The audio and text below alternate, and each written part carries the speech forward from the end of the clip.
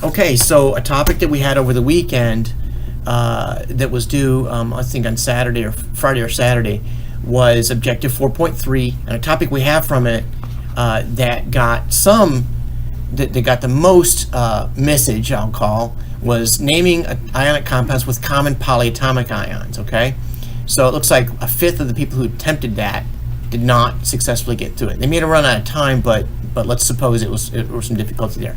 Now, it's got common polyatomic ions. In order to do that one, we definitely have to have one upstream. You've got to be able to know what polyatomic ions are. So I'm going to do a video right now on identifying common polyatomic ions. That red dot right there means I'm recording.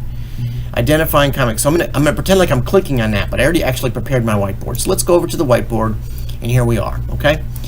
So the question is going to look something like this. Now, there's somewhere between, 15 and 30 polyatomic ions that you have to know as a student. And when I say you have to know them, you have to recognize what they are. They're not necessarily intuitive. You just have to be able to see PO4 3- and immediately recognize it.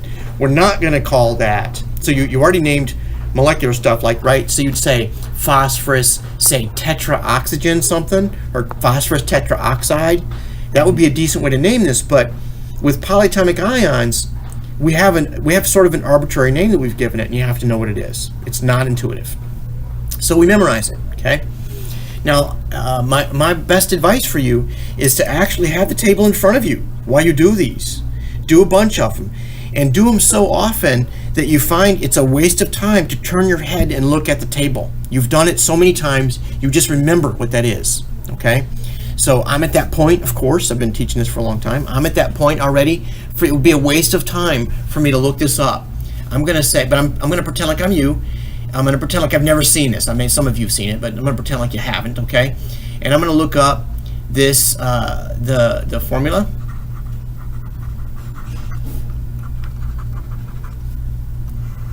Now, I didn't screenshot the name here below this. This is just a screenshot we're working with, so I can't show you the table. But you got to pull it out and look at it. I recommend actually you print it out, make a hard copy of it, or write it out.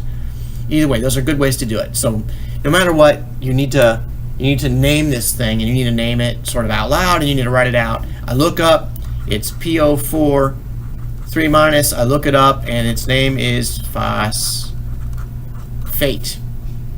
Okay. And by the way, while I'm at the table, I look up things that look like it.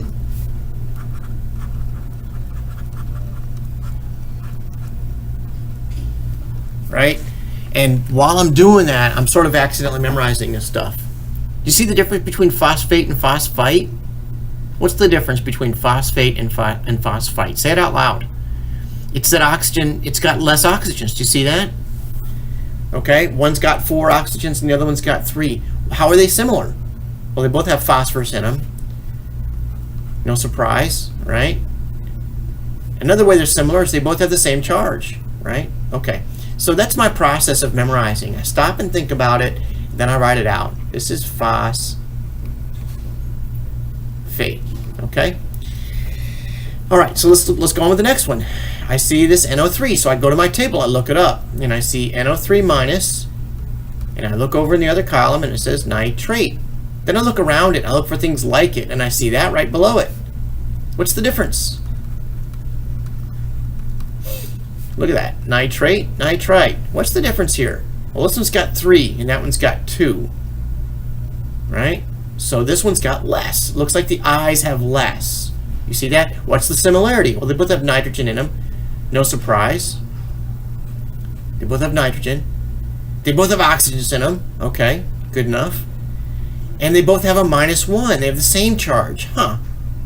That's a little surprising. I would think that if this had more oxygen, it might have more of a negative charge, right? But it doesn't. Okay? So that's, again, part of my process of memorizing is stopping and thinking about it. Say, what's this? What's going on here? Oh, look at this. Now, this one's got 3 oxygens in it. This one's got 3.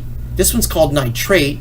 That one's called phosphite. So apparently 3 does not mean 8. Or 3 does not mean 8. 4 does not mean 8. Right? You see that?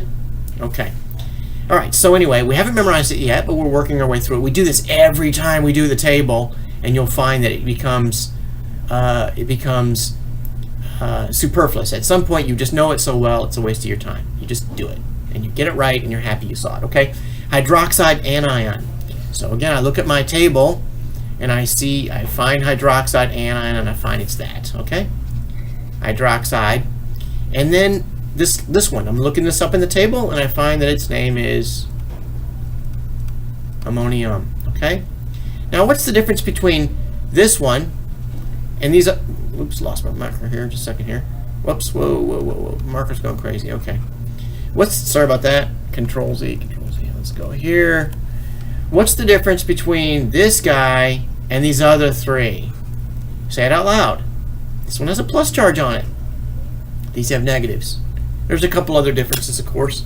But anyway, when you start to consider those negatives, it's going to be a good way to learn those. All right, so there's no real trick to getting the polyatomic ions. I would say there might be a trick in learning. There might be a fast way to learn, a slow way to learn.